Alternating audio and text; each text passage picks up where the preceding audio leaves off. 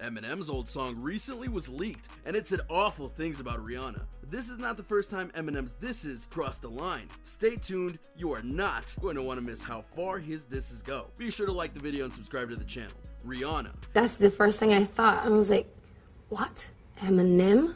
You ever say something or write something or post something on social media and think, man, I really shouldn't have done that? Of course you have, but at worst you say a snide remark about a person and they got over it. Hopefully. For Eminem though, oh boy did he do something way worse. Though to his credit, it didn't get leaked until a decade later. You see, he once wrote a song called Things Get Worse back in 2009.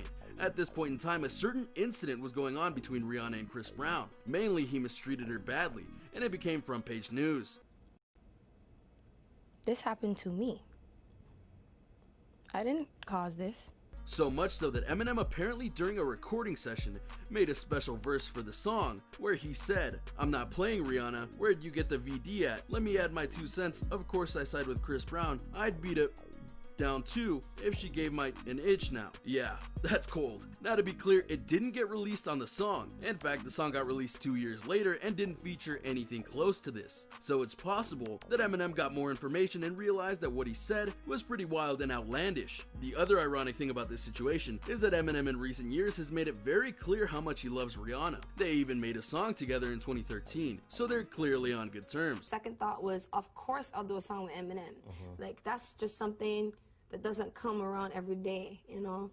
Which was enforced by a spokesperson for Eminem after the leak happened. After Eminem recorded it, he scrapped it and rewrote it. Obviously, he and Rhianna had a great relationship. And it's true, they honestly do have a good relationship. Though regardless of whether he scrapped it for one reason or another, he still made it. And if/when Rhianna hears it, you can bet she won't be happy. Taking down Ja Rule.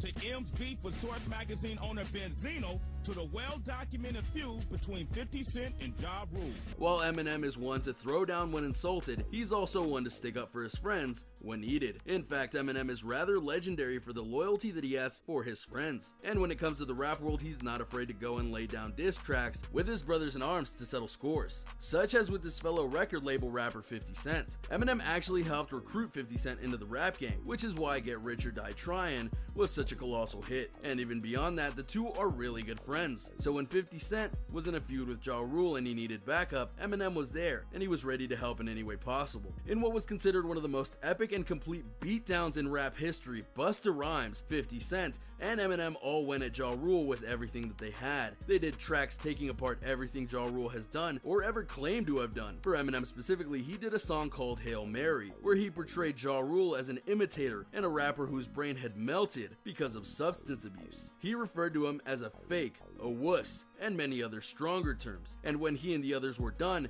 XXL magazine describes it as one of the hardest hitting diss tracks of all time, and he personally didn't have a beef with the guy other than him being a rival of 50 Cent. So as you can see, Eminem will totally go the distance when his friends need him. Now to be fair, he probably did go a little far in trying to put Ja Rule in his place, and the feud between Ja Rule and 50 Cent is most definitely still ongoing all these years later. But the fact remains, Eminem was called in and he did what he did best, put his rap skills to use for the greater good, and I'm sure 50 Cent is very grateful for that.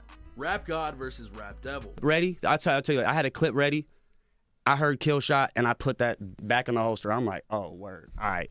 This is the feud that in many ways helped Eminem get back to where he needed to be in the rap world. All it took was a rapper like MGK to get it all started. But let's backtrack for a second. You see, for the last couple of years, Eminem wasn't really on top of his game. Not that he wasn't putting out music, but rather he wasn't putting out music that people were exactly getting behind. So, he decided to do an album in secret called Kamikaze, and in doing so, he decided to call out certain people. In fact, he went on a spree of sorts and started calling out every single person who has ever had a beef with him, problems with him, or rubbed him the wrong way in any way, shape, or form. One of those people was MGK. MGK is honestly a famous rapper himself in his own right, and for a long time he idolized Eminem and even called him his inspiration, which is very common given the impact Eminem had on the rap world. But then he made a mistake by making a not so smart tweet about Eminem's daughter Haley, and nobody says anything about Eminem's daughter that can be taken the wrong way and get away with it. So Eminem stewed for 6 years and dropped a lyric about MGK saying about how weak he truly is. To his credit, MGK didn't take this lying down and created what many feel was his best rap song ever in the diss track Rap Devil, which was a pun on Rap God, which Eminem has has called himself, and it's a song title as well. Many were impressed that MGK stepped up to the plate in this feud, but many also noted that while interesting and visually impressive in regards to the music video, it wasn't the best in terms of actual disses. I mean, the guy literally said the beard is weird as a diss. Many believe he could have done better. When Rap Devil came out, Eminem wasted no time coming back and creating his own diss track called Kill Shot. It was perfectly constructed to break down Rap Devil into all of its parts and insult MGK in every single way that mattered.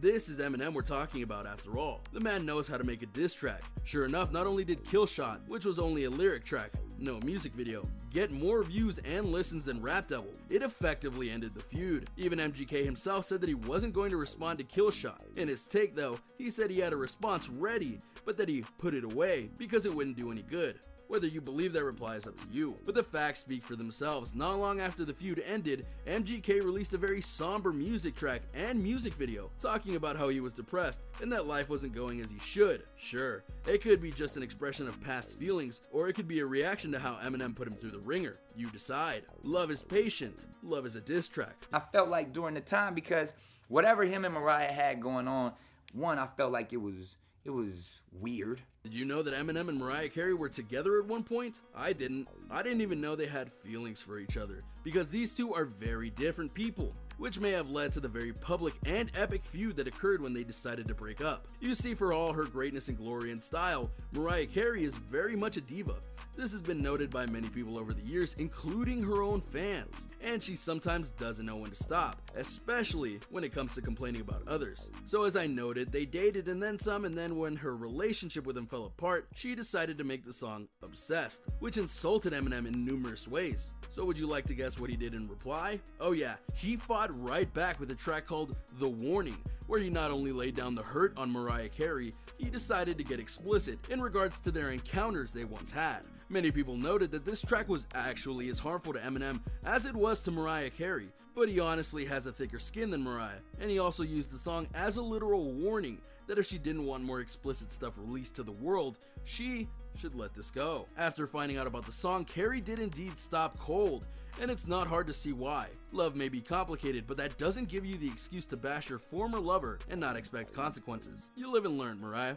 You live and learn. Drake. With hip hop, people took that line and thought you were indirectly talking about Drake. It's not uncommon for some of the top stars to go toe-to-toe for true supremacy in regards to fame and fortune. When it comes to the top of the rap game, Drake is most definitely at number one because of his constant output of tracks and albums. Eminem is near the top, but not as close to Drake as he would have been back in his prime, which is fine because he doesn't put out that much music anymore. Both Drake and Eminem have traded blows in the past, but never getting to the full tilt level, or at least not yet. One feud that honestly did happen between these two is that Drake and Eminem worked together on a song with some other rappers. With each rapper having their own verse in the track, the song was a hit when it came out, and many praised Eminem for his lyrics. Especially. However, Drake later did a concert that used that song and the other rappers, but they didn't bring Eminem with them, which rubbed a lot of people the wrong way, including Eminem. The two apparently made up later on, as Drake started to sing the song at another concert, and then Eminem appeared on stage to do his piece. However, it was believed last year that when Eminem released his diss album Kamikaze, that he had a spot on his song Lucky You that was aimed at Drake. Here is the lyric in question. I got a couple of mansions, still I don't have any manners. You got a couple of ghostwriters, but to these kids it don't actually matter.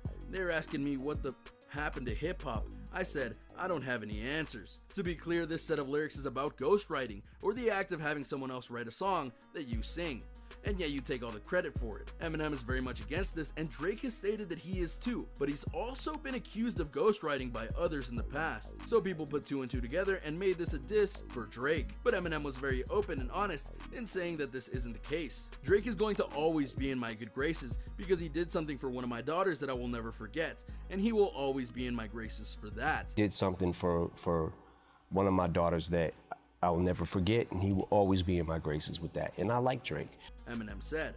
And I like Drake. What I'm telling you with these lines is, I don't know what's real and what's not at this point. Because you hear about this rapper, that rapper, whatever. I'm telling you that I don't do it. He noted, "Never have and never will. If I ever need a ghostwriter, I need to just put the mic down. I don't know about you, but I feel really happy about this, because oftentimes we see people diss each other even when they don't have to." Here, Eminem went out of his way to explain why he and Drake are good, and apparently Drake really did earn that respect, which is always nice to know. Of course, that's not to say that these two won't go to war at some point in time. Rap sometimes just works out that way, but at present it appears these two are good. If the diss had been pointed at Drake though, it honestly could have been ugly, because Drake hates being called a ghostwriter. But it wasn't, and that is something we should be happy about, because these two are better when making music together and not against one another. Don't screw with Eminem, Limp Bizkit. It's not really listed on the record, but the song is called Girls, and it's talking about Limp Bizkit. This one in particular is from the earlier days of Eminem's career, back when Limp Bizkit was honestly one of the biggest bands around, especially in terms of groups. The group and Eminem were actually friends for some time, but then a series of events and choices led to them having a falling out. Mainly, Limp Bizkit decided to diss Eminem, and then go and support one of his rivals in the rap world. Not very cool, Limp Bizkit, not cool. When Eminem heard about this, he fired back with a diss track called Girls, where he lays into the group viciously, especially DJ Lethal, and destroys their cred by calling them all sorts of names and rebuking everything that they've done. Needless to say, the feud ended after the diss track, and Eminem proved once again that you don't mess with him unless you're sure you can take what's coming next. It also should be noted that Limp Bizkit is no longer making music. So did Eminem kind of ruin their careers? I'll leave that up to you. Eminem versus his family. In her life, you know, how she's feeling, how was her day, what's, you know, going on. He was just always there for her. Eminem has a very interesting life, but it most definitely didn't start out the way it should have in terms of his family life. His father abandoned his mother and him when he was only a few years old. Then his mother had a hard time keeping a job, so they had to move around a lot, and that affected him even more. Where the disses, that came early in his rap career, because Eminem's resentment against his mother went into the song Cleaning Out My Closet, where he revealed some of the things that his mother had done to both him and herself over the course of his youth, including substance use on her part and physical mistreating on him. His mother was so appalled by this that she actually tried to sue him for slander. It didn't work out for her at all, and it actually cost her money to sue him since she played her cards wrong. Then there was his now ex-wife Kim, who he had a very turbulent relationship with during his career, including getting divorced and then getting remarried to her. They had a daughter named Haley too, but when they decided to separate, he tried to be fair and do shared custody of Haley, but she went behind his back and tried to get full custody and make sure he couldn't see her anymore. He fired back in many ways, including a song called Kim, which got, let's just say, dark, and there was a blow-up doll incident at a concert once. It was weird. Eventually the two worked it out, but those wounds still hurt Eminem. It's stated that him and Kim do talk, and that Haley has a good relationship with both of her parents, but you have to wonder if those wounds still hold tight for Kim and for Eminem. The 6ix9ine situation. Okay, let's pull a bit of a swerve here. Instead of talking about who Eminem has dissed right off the bat, let's talk about how for some reason Eminem has yet to diss the mumble rapper known as 6ix9ine. Trust me, I'm shocked as well. But in his career that we could look at, we could not find a single diss specifically at 6ix9ine.